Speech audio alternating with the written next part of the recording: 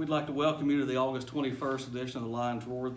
This is Jack Likens sitting in again for Brianna Horsley, who couldn't be here today. We've got Superintendent Jamie Weddington with us, and we've compiled a list of commonly asked questions by the public, and we're going to go through some of those questions and hopefully answer some questions that have been asked of us, and I'm sure at the board office also. So at last week's board meeting, the start of school was pushed back to September 8th. What went into making that decision? So the recommendation I made to the Board of Education was to push the start back based on two primary factors. Discussions with the Lewis County Health Department and the current outbreak of COVID at our local nursing home. And of course the recommendation by Governor Beshear for classes to not start in person until September 28th. So the board took those two pieces of information into consideration, and we moved it back to September the 8th to start. The other piece of information that we needed to take into account was we were planning on having about 40% of our students be online, and the governor's recommendation and the health department situation forced all 100% of the students online. So for us to get the computers out to 100% of our students that needed it and get up all the online access, passwords and different things set up to all 2,100 students, we needed those extra 2 weeks to make that a reality. So obviously there's been a lot of discussion, across the state on the governor and his recommendation. And is that recommendation a recommendation, or is that recommendation a mandate? So you have to look at it from a couple points of view. If you look at it from one point of view, you might say that it is just a recommendation. But when they put that out and they use terms like the full weight of Frankfurt will be placed upon school districts and school boards, and school board chairman will have extensive meetings with the Commissioner of Education, the Commissioner of Public Health, and state health officials, and have to explain why you're going against the governor's recommendation, it becomes a little more complicated. And certainly then insurance companies and liability insurance and those things all come into play, and recommendations very easily become mandates. And so while you're seeing, I think as of today, there's about 19 school districts that have decided to go back in person. They made the local decision to go against the governor's recommendation. I don't know their insurance companies. I don't know their particular data. I applaud them for going back if they feel comfortable in doing so. That wasn't really a decision that our board could make based on our numbers right now with 90 active cases, I think it is, in the district, in the county here, and the current status of COVID here within our county. It really wasn't a decision that the board could consider going against the governor's recommendation, even if you considered it a recommendation. I think it's important for people to realize that an example of this might be if you're a pharmacist, and the person who's over all the certification and qualifications of pharmacists in the state comes out and says you're no longer allowed to use yellow pill bottles to put medicine in because there's something about yellow pill bottles related to COVID. Now that may sound absurd to everyone, but if you're a pharmacist and your certification and your qualifications are on the line, you're more than likely not going to use yellow pill bottles to put your prescriptions in. You're probably going to switch to blue, and you're probably going to follow that recommendation. So I understand that everybody wants to go to school. I want to go to school. I think kids need to be in school, but sometimes, state officials say things that make it more difficult and make it more challenging for us to follow those guidelines. There's no one here that wants to go to school any worse, probably, than me and Mr. Likens, with the exception maybe our daughters. And they both, I know, are very adamant about wanting to go back to school, and we want to get there as soon as we can safely for our staff and for our students, and hopefully that's sooner rather than later. Right, I think we all agree that the best place for the kids is in the school when we can make it safe for everybody to be here. Yeah. Another decision that the board made was to do online instruction up until November the 4th. Can you tell us why it was made to do November 4th? So according to social media all across the state, we're the smartest district in the state because we've pushed it past the election, and they think that we did it based on the election. That never came into our consideration in it. The factual answer is that that's when the first 9 weeks ends. So we discussed it with all the principals and some teachers and some staff members, and that was the recommendation we made to the board, and the board followed through on that recommendation, and that's when we're going to start school. Now, having said that, is if the COVID numbers go down and we see good numbers, the board can always vote to go back to in-person instruction center, and that would be what we would hope to see would happen. What we didn't want to do is like in the spring, where the governor would come out and every 2 weeks we were moving the date that we were going to come back. We felt like that was unfair to the staff, to the students, and the families, doing it 2 weeks at a time. This will allow everybody plenty of time to plan and take care of childcare and develop those, take care of the needs of their individual families. And if we get to come back sooner, great. Then it's easier to come back rather than it is to push it out 2 weeks at a time, like we were doing in the spring. That was tough on everyone, staff, students, and families. So that's kind of how the date came. It's the end of the 9 weeks. It doesn't have anything to do with the election. And a follow-up question on that one. With if we do get a comeback before November 4th, will parents still have an option to do online instruction with their children? Sure. We're going to have online instruction available for the students for the whole entire school year. That'll still be an option. Okay. What about districts Chromebooks? Will the district be providing Chromebooks for the students? Yeah, we're going to have the same option we had in the spring semester for you to rent a Chromebook. In the spring, it was $10 for the last month of school. The board has adjusted it, made it $10 basically for the first 9 weeks. So the way the Chromebooks are going to work, we've got an online program that we're going to use.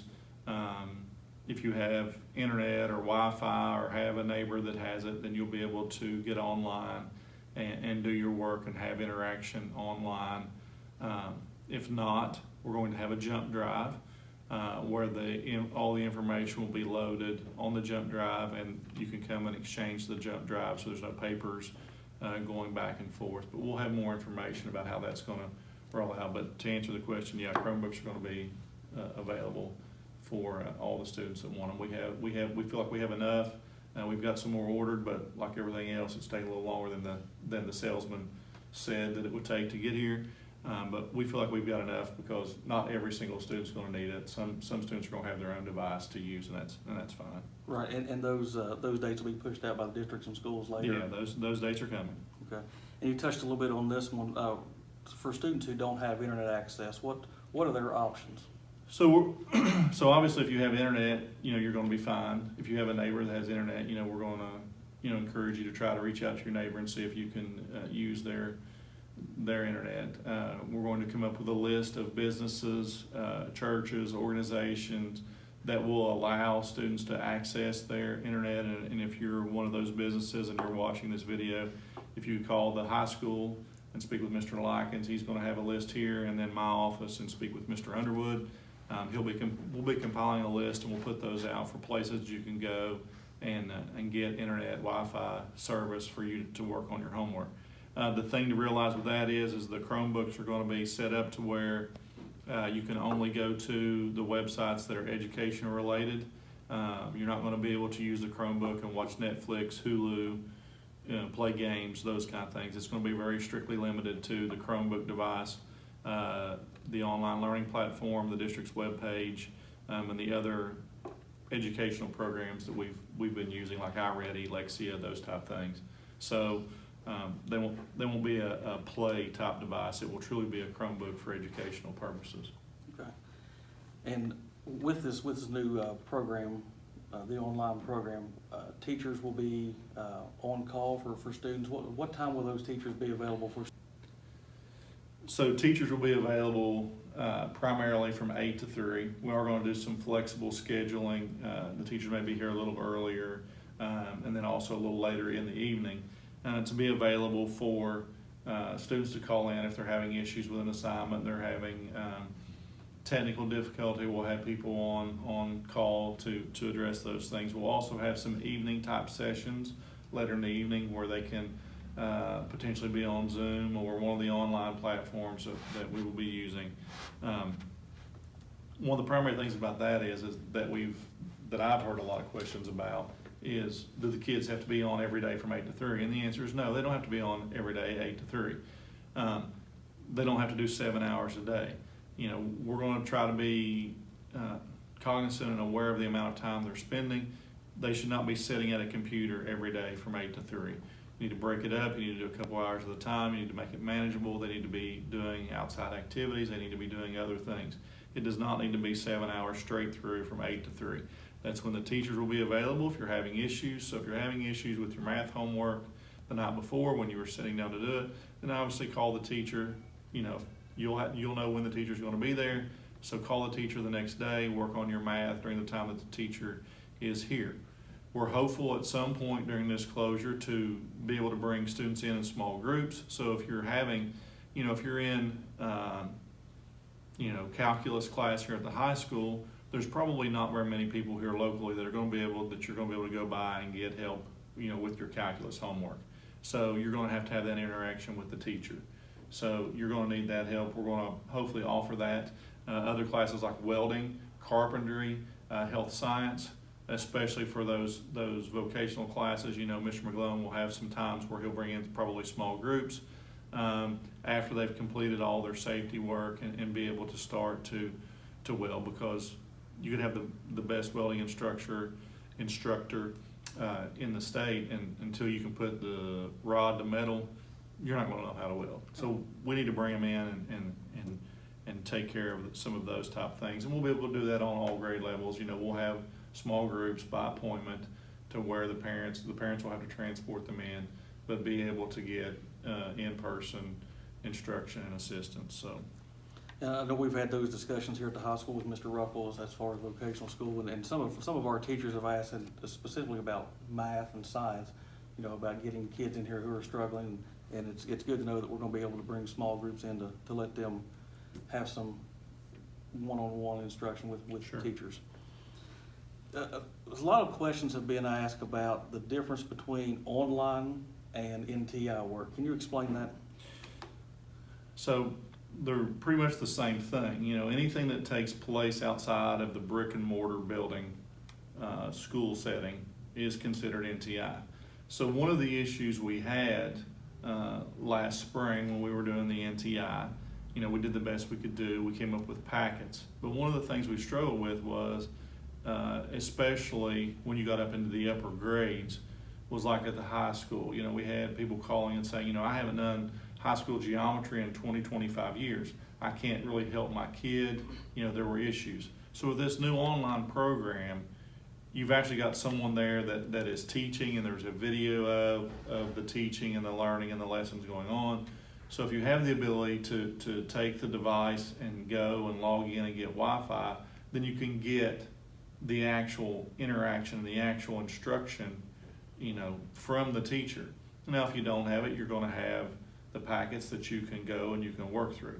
So our hope would be is when you and your child go maybe to Collins Grocery or Save a Lot or Ron's IGA, that while they're in there, if they have Wi-Fi or internet, that your son or daughter can hook to the internet while you're in there shopping, and they can see the instruction that's going on, the video of it, and something may click for them, and then if not, then they can certainly call the school and get assistance from the teacher. But that's why we wanted to go with that. We felt like there was a big issue with especially higher level math, it seemed like, because if you've not done higher level math for a long time, then it's slow to come back to you, and so we wanted to have that available to them. And it can be all grades too, but that did seem to be a reoccurring theme that people were struggling with the high school math most frequently. That was the cause I got anyway, and I'm sure you did too. That's right. And you touched a little bit about on this. the hotspots, I'm assuming all the schools will be a hotspot where students or parents can pull into the parking lot and access the school's Wi-Fi. Yeah, so the technology department is in the process of moving the wireless access points out to the front of the building. So normally when you pull into one of the schools, you kind of have a weak Wi-Fi because it's pretty much designed to have strong Wi-Fi in the building so the students can interact with it. So we're in the process of moving the wireless access points out to the front of the building so you can pull in there and sit there and have good internet signal and strength and take care of it. Now, we are looking at hotspots, to potentially have, we've got a commitment from Mr. Waddell with Globe Funeral Chapel there in Camp Dix and in Garrison to have a hotspot or have internet there at those particular places. And we'll be looking to add people. Clarksburg Christian Church is also offering free Wi-Fi to anyone that wants to use there. The only thing with those particular, like when we have someone that volunteers that, we would just ask the parents and students to be cognizant of those businesses and opportunities. So if there's a funeral going on at Globe, then we would ask you, wait until the next day or whatever when there's not a funeral going on. You be respectful of the people that are trying to pay their respect to their loved one or what have you. Or if you're using the Clarksburg Wi-Fi, obviously you wouldn't want to do that on Sunday morning when they're trying to have church. Just be respectful of people's time and their space in those type of things. So again, if you're willing and able to provide internet at your business or your church or your location, we'll be gathering names and numbers and locations and putting that out to the community so kids can have places they can go and access internet if they don't have it at home. Okay. And one of the, I guess the highlights from March 12th till sometime in the summer was the meal program. And can you talk a little bit about the meals that were delivered during that time, and then also will meals be delivered or how will meals be done with this closure right now? So, it was pretty amazing to watch the ladies in the cafeteria come up with the lunch menu and the stuff that we were able to provide, and the bus drivers, and to see how many of them really knew every kid's name. You don't take that into account necessarily, at least I didn't, that Gary Carpenter had 60 kids on his bus and he could tell you every stop and how many kids were there and who really riding along. He really knew everybody. Now, I joked with him and said he was the best driver we had because he was able to hit every pothole on his route successfully. And I was being a little bit funny about the road conditions and different things, but and he knew that I was laughing. But we have some really good drivers that knew their kids and knew their needs, and we were able to feed, I think, somewhere north of 250,000 meals. The guidelines have changed through food service, so it's going to look a little different. This fall, especially starting out, it's going to be more along the lines of I've never used it, but I think more along the lines of Grubhub or Uber Eats or some of those things, in the sense that we need everyone to go to the district webpage and to sign up for it. So when a bus driver comes in and gets their meals, instead of having a large number and us trying to plan and have how many we think we're going to need, we're going to know exactly how, because the bus driver is going to get a sheet that says these 15 kids on your route have signed up for a meal. So we will have exactly that number and we will take it to exactly those kids. These are the guidelines that are set up by the state and the federal government, so we have to follow them. We can't break them. We have to follow them. They were much different in the spring. They had given us some leniency, and we were able to feed pretty much everyone 0 to 18 across the county.